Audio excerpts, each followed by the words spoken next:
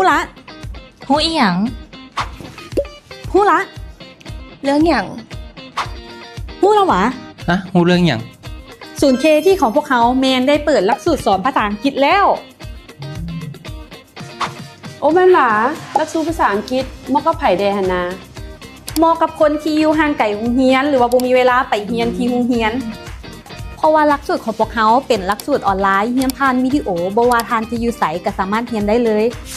สำหรับหลักสูตรภาษาอังกฤษแมนมีทั้งภาคคำศัพท์ไวยากรณ์และการออกเสียงนอกนั้นยังมีการวัดระดับภาษาของตัวเองผ่านระบบของเขาอีกด้วย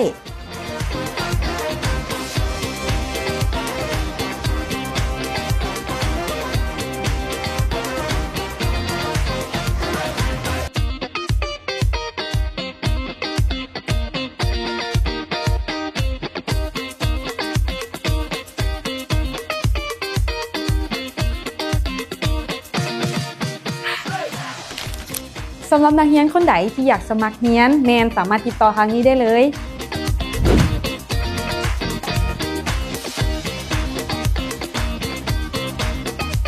เรียนได้ทุกที่ทุกเวลากับ KT Center